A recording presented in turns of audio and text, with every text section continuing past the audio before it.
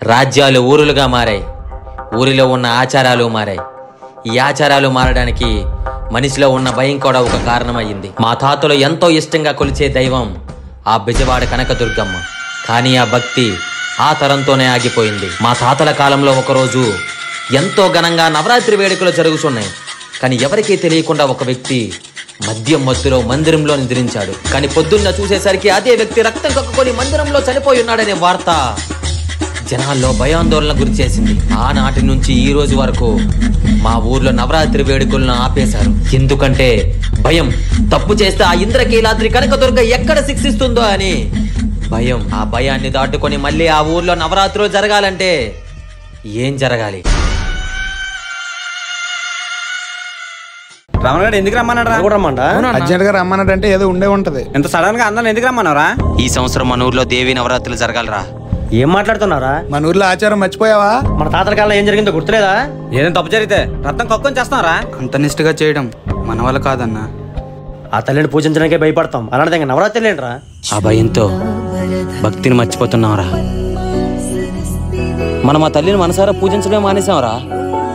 మన ఇంట్లో ఒక తప్పు చేస్తే మన అమ్మ మనల్ని ఏమంటదిరా? బహుశా అయితే ఒక మాట అంటదేమో. అలాంటిది అమ్మలుగా నమ్మరా, మనుషులు ఎట్లా చంపుతుందిరా? వినాయక చవితి సరదాల కోసం చేస్తాం, కానీ ఈ దసరా భక్తితో చేద్దాంరా. ఈ ఒక్కసారి చేద్దాంరా. వచ్చే భవిష్యత్తుకు ఒక మంచి పండగను చూపిద్దాం.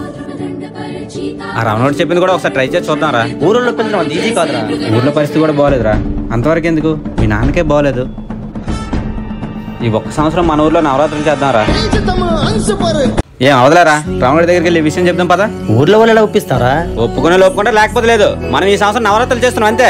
సరే, నువ్వు చెప్పింది నిజమే కావచ్చు, కానీ ఇప్పుడు నవరాత్రులు చేయాలంటే 10 మంది అయినా మాల వేయాలి కదరా. మన ఊర్లో అంతమంది ఉన్నారు కదరా. మన ఊర్లో 2-3 కంటే ఎక్కువ అయ్యారా.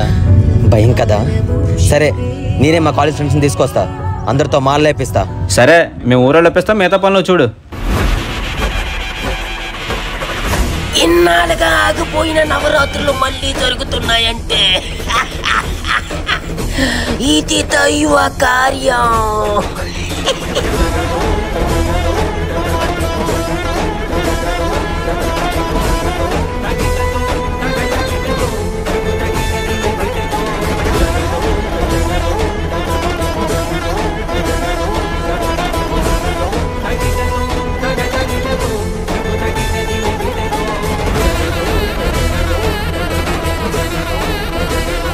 ఓయ్ చిన్న భవాని, ఇలా రండి. వస్తున్నా బావని.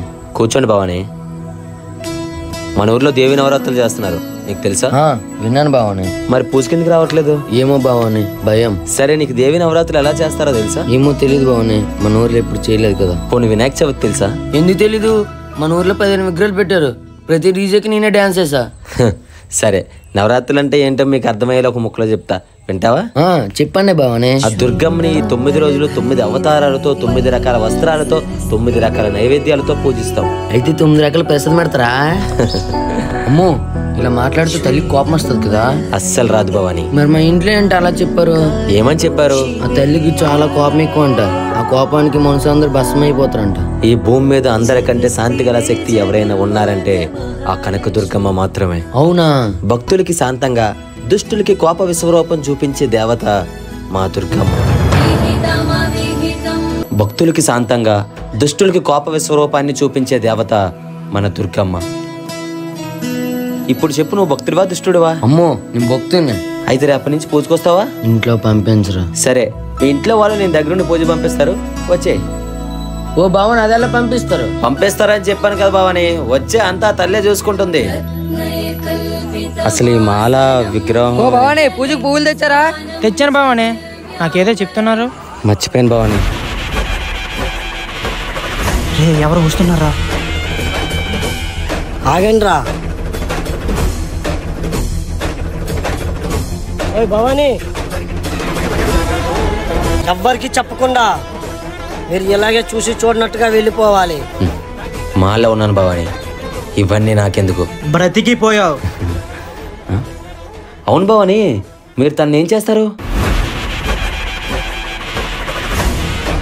అవును భవాని, మీరు తను ఏం చేస్తారు? రేప్ చేసి చంపేస్తాం, నీకెందుకు? ఒకవేళ మిమ్మల్ని ఆ అమ్మాయి చంపేస్తే? ఏంటి జోక్ చేస్తున్నావా? తన ప్రాణాలకి తెగించి ఒక జీవికి ప్రాణం పోస్తుంది ఆడది, అలాంటిది తన ప్రాణాల మీదకి వస్తుంటే తను మీ ప్రాణం తీయడం పెద్ద లెక్క అంటారా? ఈ భావాన్ని మోటివేట్ చేస్తున్నారా? సత్యం పలుకుతున్నాం. ఇది మమ్మల్ని చంపడం ఏంటి? ఆనాడు మహిషాసురు అనే రాక్షసుడు ఆడదాన్ని తక్కువ చేసి చూడడం వల్లే మహిషాసుర మర్దిని అవతరించింది. అయితే ఇప్పుడు ఇది కూడా దేవత అవుతుందా?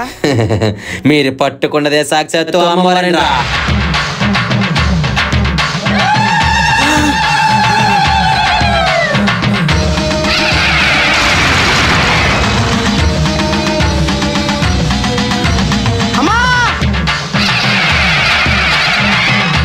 ఎలా తెలుసు తన అమ్మవారని మీకు ఎలా తెలుసు? నేను సరదాగా చెప్పాను బావని, మీరే ఊహించుకున్నారు.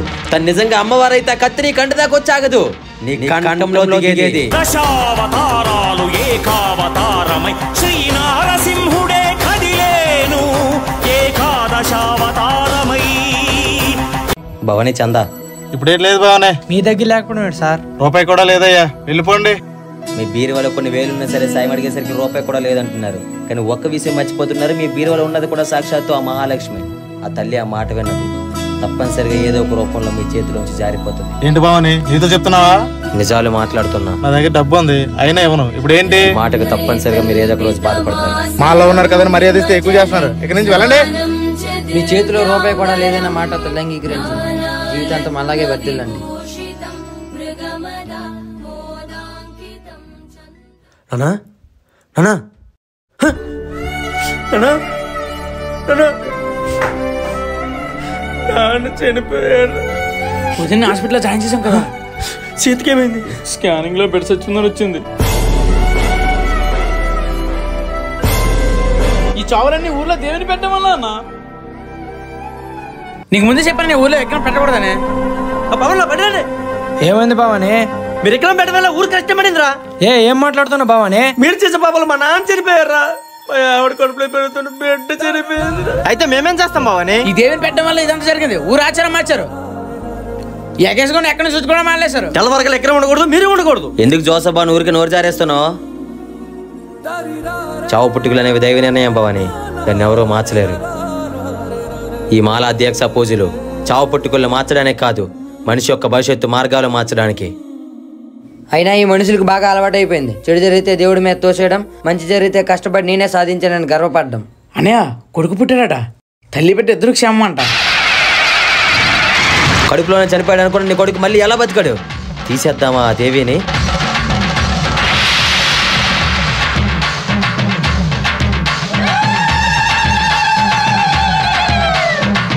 నెక్స్ట్ కార్యక్రమాలు ఏం చేద్దాం? 9 రోజులు కదా బావనే, మా కోసం ఒక రికార్డింగ్ డాన్స్ పెట్టండి. ఏం మాట్లాడుతున్నా బావని? అయితే మరి ఏం పెడతారు? రికార్డింగ్ డాన్స్ అయితే ఎక్కడి నుంచి వెళ్ళిపోండి. సంద ఇచ్చాండి మేము.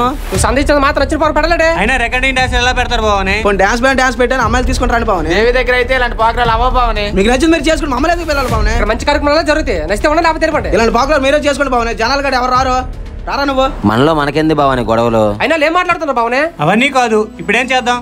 దుర్గమ్మ అవతారాల్లో ఎంతో పవిత్రమైన అవతారం ఆ అన్నపూర్ణాదేవి అవతారం. మన ఊరందరికీ అన్నదానం చేద్దాం.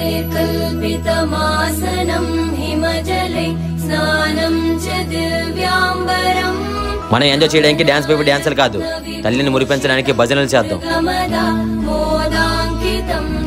దీపారాధనతో ఊర్లో ఉన్న చీకటిని తరిమి వెలుగులు నింపుదాం.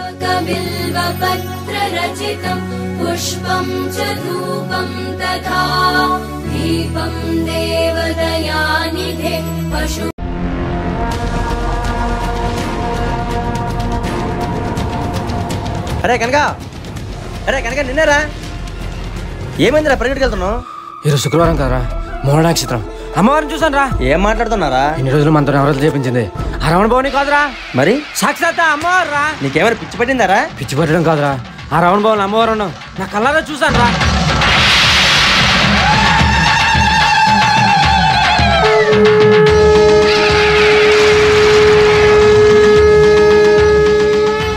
రమణ భవన్ ఒక్కరే కాదురా, హాస్టల్ నుంచి తీసుకొచ్చిన 9 మంది. 9 మంది? 9 అవతారాలు రా. దేవతల సృష్టించు ఓం శక్తి, అఖిల శక్తుల పిలిచి ఈ ఆదిశక్తి. తన అంశలను తానే ఆవాహనం చేసి 20 హస్తాల విశ్వహారతి ఇచ్చే.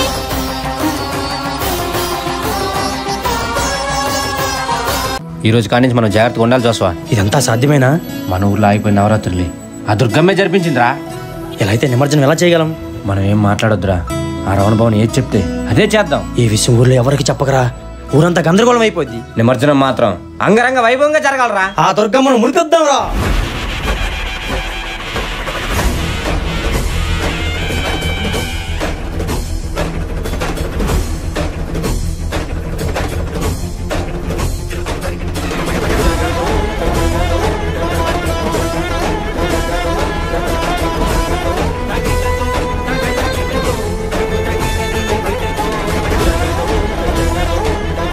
అయితే నీకు ఇప్పుడేం గుర్తులేవా? నేను మాల్లో ఉన్నప్పుడే చాలా సార్లు చెప్తామని ట్రై చేశాను రా, కానీ సడన్ గా అన్ని మర్చిపోయేవాడిని. ఇదంతా దుర్గమ్మ వాళ్ళేనరా. మన ఊర్లో నర్సింగ్ తెలుసు కదా? తెలుసురా. 10 రోజుల్లో లైఫ్ మొత్తం కొలాప్స్ అయిపోయిందిరా.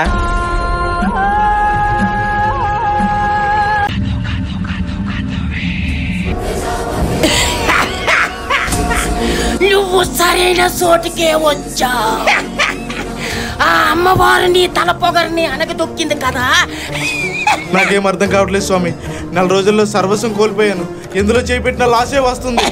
సాక్షాత్తు ఆ అమ్మవారి వేసిన శిక్ష ఇది. నాకేం అర్థం కావట్లేదు స్వామి. ఆ లక్ష్మీదేవిని ఇంటి ముందు చేసాయితే సాయం అడిగితే రూపాయి కూడా లేదన్నావు.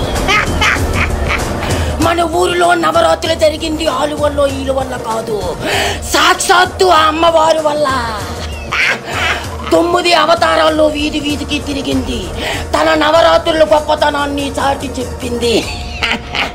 ఒకే రాత్రి 2 శవాలే లెగబోతున్న ఊరిలో తనే అడ్డగా నిలబడి ఆ బిడ్డకు ప్రాణం పోసింది. తప్పైపోయింది స్వామి. ఇప్పుడు నేనేం చెయ్యాలి?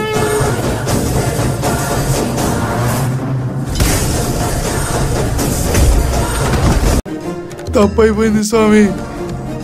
ఇప్పుడు నేనేం చెయ్యాలి? ఊరి చివరిలో కాలాలతో సంబంధం లేకుండా నీరు కూడా ఇంకటి చెరువుల అమ్మవారిని మధ్యలో చేశారు. అక్కడికి వెళ్ళి వేడుకో. నీ ప్రయాణం మళ్ళీ మొదటి నుంచి మొదలు పెట్టు. ఎన్ని లక్షలు సంపాదించావని చూడకు, పక్కవాడి కష్టం ఎలా ఆదుకోవాలో చూడు. ఆకలి అనేవాడికి అన్నం పెట్టు, సాయం అనేవాడికి చెయ్యి అందించు. నీ గొప్పతనం చిరిగిపోయే ఫ్లెక్సీల్లో కాదు, చెరగని నీ మంచితనంలో ఉండాలి. పక్కవాడికి సాయం చేయకుండా ఎన్ని లక్షలు పెట్టి పూజలు చేసినా ఆ తల్లి అనుగ్రహం నీకు ఉండదు. ఇక నువ్వు బయలుదేరు. ఒక్క నిమిషం. వచ్చే సంవత్సరం నుంచి అమ్మవారి నవరాత్రులు నీ చేతుల మీదే జరగాలి. ఇది అమ్మ ఆజ్ఞ.